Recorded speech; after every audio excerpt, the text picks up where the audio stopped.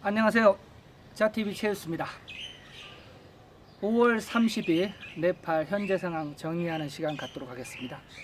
오늘은 좀 안타까운 소식 위주로 좀 전해드려야 할 것 같은데요. 첫 번째는 코로나 업데이트 상황 해드리고요. 그 두 번째는 록다운이 연장된 소식 관련된 이야기를 하려고 합니다.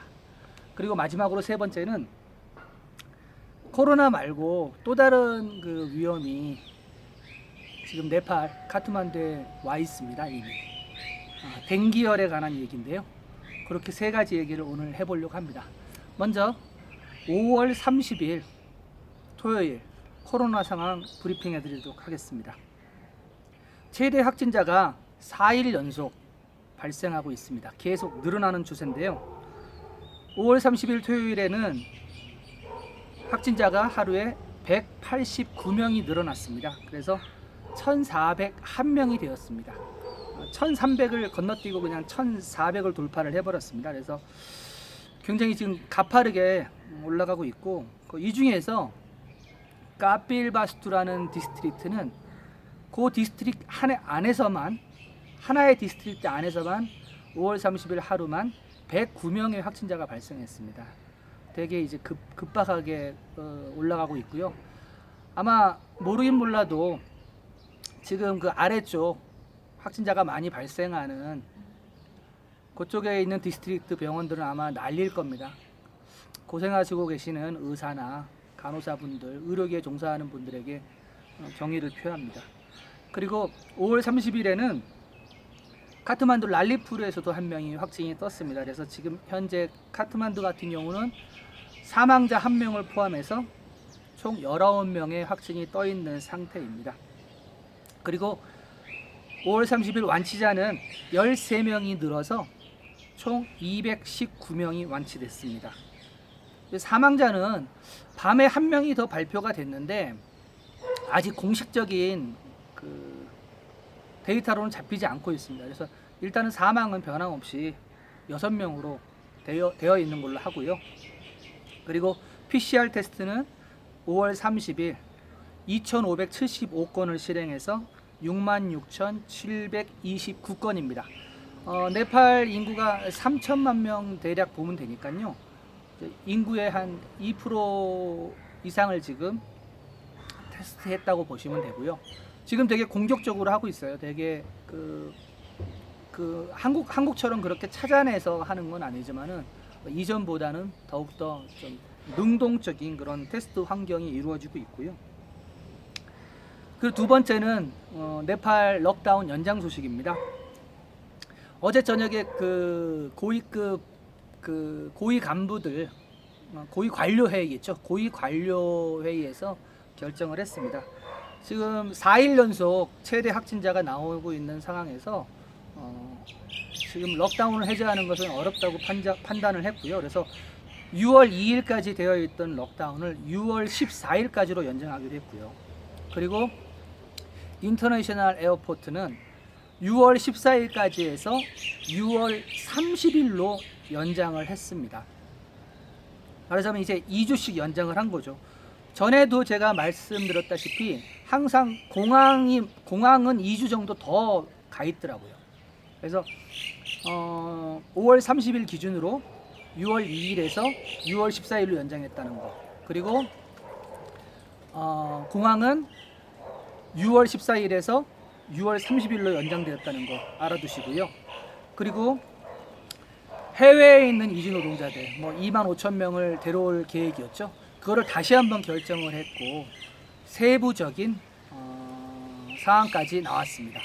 일단은 해외에서 이주 노동자들을 송환시킨 다음에 카트만두에 있는 호텔에서 격리시키기로 했습니다. 그래서 2주 동안 지금 호텔이 다 문을 닫고 있는 상황이거든요. 그래서 호텔에다가 일정 정도 비용을 지불하고 호텔에서 2주 동안 격리 후 집으로 돌려보내는 그렇게 방안을 발표를 했고요. 그리고 또 한 가지, 지금 이 팬데믹 상황에서 수업이 제대로 진행되고 있지 않습니다. 그래서 온라인 수업들을 하고 텔레비전 방송 수업, 라디오 방송 수업을 하고 있는데 제대로 되고 있지 않습니다. 그리고 이제 그 부자 자녀들이 많이 다니는 사립학교 위주로 해서 수업 재개를 지금 그 네팔 교육부에다 요청하는데, 교육부에서 지금 이런 팬데믹 상황에서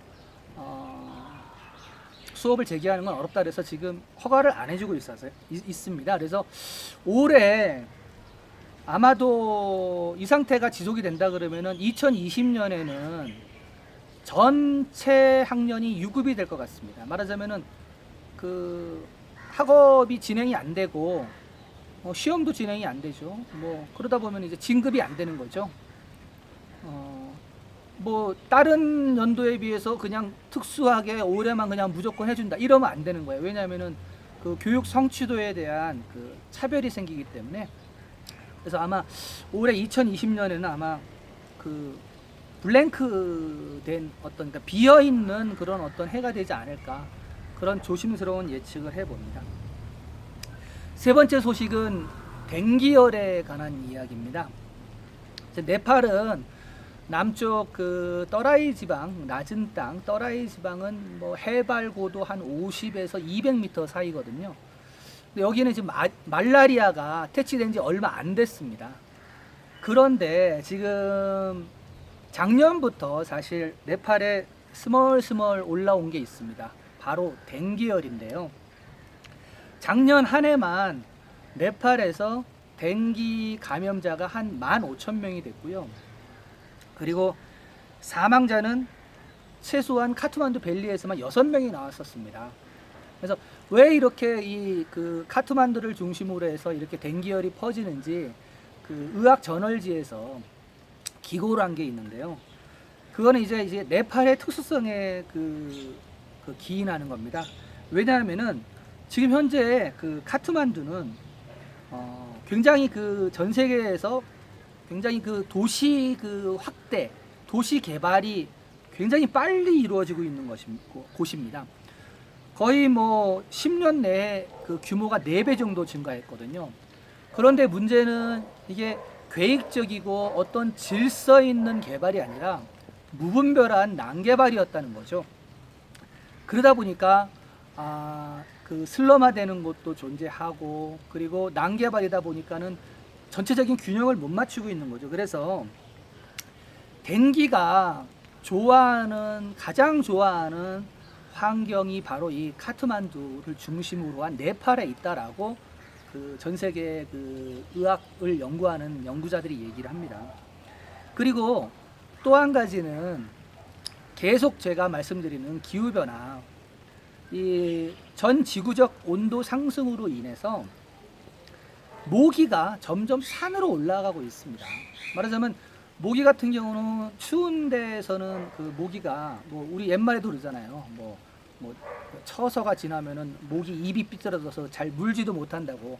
그러니까 그게 온도에 관련된 거거든요. 그래서 지금 이제 온도가 따뜻해져 보니까 산악지방 3,000m 이런 데도 지금 모기가 올라가고 있습니다. 그래서 이 댕기열의 주요 원인은 기후변화, 그리고 무분별한 도시화, 이런 지역, 그리고 그 아주 열악한 대중교통, 의료 인프라, 이런 건데 지금 여기에 카트만두가 다 들어가 있습니다. 그래서 사실 지금 코로나 바이러스 때문에 사실 뭐 다른 얘기는 못 하고 있지만은 2020년 들어서도 이미 카트만두에 댕기가 발생을 했어요. 댕기가 지금 보면은 잠시만요. 예, 카트만두 디스트릭트에 벌써 2020년에 4건이 발생했고요. 랄리푸르에서도 지금 4건이 발생했습니다. 그래서 지금 비가 내리고 있는데요. 죄송합니다. 방송을 좀 빨리 좀 끝내야 될 것 같습니다. 그래서 지금 네팔은 코로나 바이러스가 와 있는 상황에서 댕기까지 지금 같이 있습니다. 그래서 만약에 이 댕기도 만약에 창궐을 한다고 그러면은 아마 카트만두 의료시설은 카트만두가 아니라 네팔의 의료시설은 코로나 격리 환자와 그리고 댕기 격리 환자로 채워질 것 같습니다. 댕기가 사실 치료제가 따로 없어요. 따로 없어서 이 약도 써보고 저 약도 써보고 하는데, 작년에도 제가 아는 코이카 단원이 댕기에 감염이 돼가지고 2주 정도 입원을 했었습니다. 그리고 그 전에 걸렸던 단원은 태국으로 이송 조치가 됐어요. 왜냐하면은 네팔 의료시설이 정확하지 않고, 그리고 약도 제대로 안 쓰고 그렇기 때문에 급할 때는 이송을 시켜야 됩니다. 인도나 태국이나.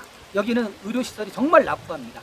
하여튼 지금 현재 코로나 바이러스 상태, 이렇게 팬데믹 상태에서 지금 댕기까지 퍼지고 있고, 오늘 아침 뉴스에도 그 좀섬 아래쪽에 10세 소녀가 댕기에 감염됐다는 뉴스가 떴습니다. 하여튼 지금 네팔, 카트만두, 전 세계가 위중한 상태이긴 하지만은 네팔이 굉장히 힘듭니다. 계속 좀 지켜봐 주시고요. 오늘은 비가 오는 관계로 여기까지 소식 전해드리겠습니다. 지속적인 업데이트 받아보시려면 구독과 알림 설정 해주시기 바랍니다. 감사합니다.